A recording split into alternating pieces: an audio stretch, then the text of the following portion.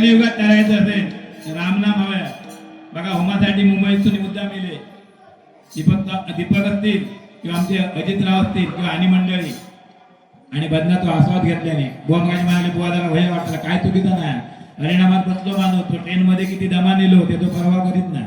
एकदा पेंडी मिळाली का त्या आणि इथं डबल बारीचे बुवा त्यामुळे त्यांनी बोला का धुया आम्ही डबल बारी काय करीत ना पण ताईन चांगल्यात नसा ते देवळात बुवा येईल मी काय तुमका जेव घेत नाही मी भरणार म्हणजे ह्या हरिनामात म्हणून मग मी पोलीस स्टेशनला पण बोललो बाकीचे माझ्याबरोबर होत्या तुम्ही आता दमला झोपतेलाच वगैरे पण मी नाही जमलोय मी भजनाक गेलोय काय सगळा विचारलाय उद्याचा उद्या ही हरिनामात ताकद आहे. माझी दीपक सावरकर बाबा बोलले खरंच आहे ते ही ताकद फक्त हरिनामात आहे. मुकी राम कृष्ण हरी मना मुकी राम कृष्ण हरी मना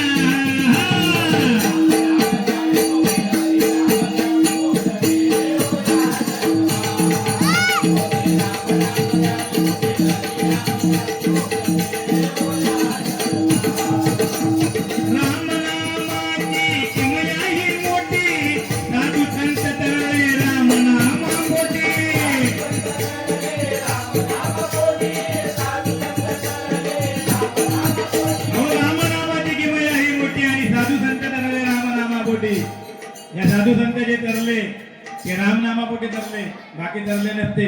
आता योगा पावसाची वाट बघतो मुंबईतून येऊन सांगता सत्यनारायण नाही पावा कलियुग आहे. तुझा म्हणणं बरोबर आहे बुवाचा म्हणणं बरोबर आहे.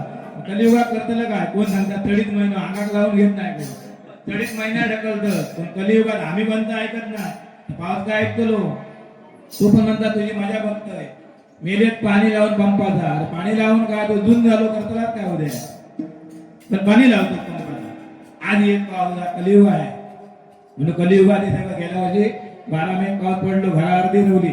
हा मात्र मुख्याने म्हणत असतो काहीतरी काम रावला तुला हप्ता म्हणजे चप्पर घालू बाकी ना घरा केला ते फुलवाले म्हणतात तो काय सांगता फुलवालो आमचा फुल पुरा झाला असा पण बरा वाईट दोन्ही जाते म्हणून म्हणतो रामनामाची किमया मोठी साधू संत करले रामनामापोटी म्हणजे साधू संत जे करले ते रामनामापोटी करले. आता मी स्पीकरवाल्यांचं नाव स्पीकरवाले म्हणून घेतलंय नाही तर बलदी म्हणून घेतलंय का ते नामस्मरणात होते एकेकाळी जे तबला वाजवायचे आम्हाला साथ द्यायचे धोंडी कदम हे आणि त्यामुळे आम्ही हळूहळू भजन क्षेत्रात कुठेतरी पाय रोवला. दीपक ह्या माणसाला मग अजून शोधतोय तबलची काय ही काय कला ह्या माणसाची कला बघा ही हरिनामाची ताकद आहे. म्हणून म्हणतो रामनामाची किमया ही मोठी साधू संत तरले रामनामापोटी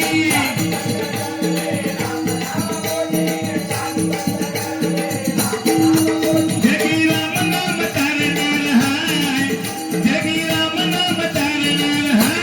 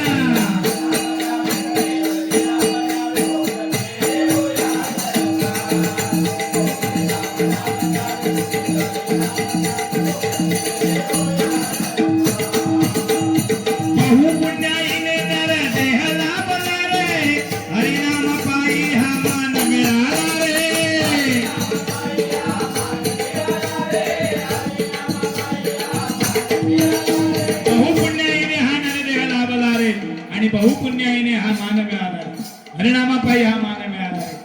हरिनाम नाही दीपक गेल्यापासून जेवढं काम करणार होतो आणि मग म्हणणार होते नाही मुंबई आले त्याला झोपा देत तो म्हणणार होतो मी झोपतो उद्या मला सकाळी जायचं आहे. आता काय नाही म्हटलंय कधी भजन राजाबुवाला म्हणता लाडबुवा लेट होतं मध्ये पण विचारून भजन गेलं नाही ह्याला विचारल्याच्यावरून म्हणजे हे काय सांगायचं उद्देश काय हा मान फक्त हरिनामातच मिळतो आणि भजनी बुवांगात म्हणतात म्हणून 4 वेळा फोन केला नाही मग 4 वेळा फोन येईल तर त्याच्यासाठी येईल नाही तर बघा फोन येलो नसतो लाडबुवा आहे म्हणून फोन येईल नाही तर येलो नसतो येतले की नाही मुकेश म्हणता नाही फसवचे नाही बुवा फसवणार नाही फसवणार नाही 100%. तुमच्या आणि आमच्या घराचं वेगळं नातं आहे. बाबांपासून मुकेश सांगतो लोक किल्लोशीत काम घेतलं काय लाडबुवांचं आमचं सहकार्य असतं सहकार्य नसतं. तुमची भाषाच तशी आहे तुझा स्वभाव तसा आहे त्यामुळे आम्ही तुझ्याबरोबर कायम राहतो. बाबांचा विषय वेगळा आहे म्हणून सहकार्य कोण कोणाला करत नाही. सहकार्य कोण कोणाला करतो जो आपुलकीचा असतो जो आपल्याबरोबर त्या अँगलने वागतो त्यालाच कोणतरी सहकार्य तो स्वभाव मुकेशकडे आहे.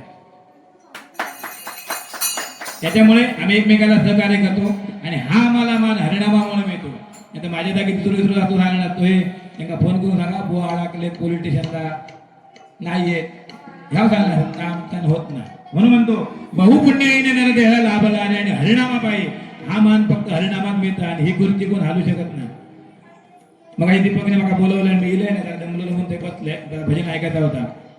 राजकारणी ना कधी दुसरं कधी खुर्चीवर बाजूच्या बसतात आणि तो किती सिनियर येऊन देणार तर तो बसांचा त्याची किंमत केली जात नाही. फक्त ह्याच क्षेत्रात मानपण मग स्पीकरवाल्याच्या पाया पडा गेले उचलून धरता स्पीकरवाल्याच्या पाया नाही पडलं तर हरिनामाच्या पाया पडलं कारण माझ्यासाठी थोर व्यक्ती आहे ते. आम्हाला नामस्मरणामध्ये त्या माणसाने साथ दिली त्यावेळी उत्कृष्ट तबलची वादक म्हणजे दोघे जण होते म्हणजे धोंडी कदम आणि घाडियावकर आणि ते वाजवायला आले का आम्हाला एक समाधान मिळायचं कोणतरी आम्हाला साथ देतो आणि त्याचं बघून बघून आम्ही हरिनामात आजपर्यंत इथपर्यंत पोहोचतो.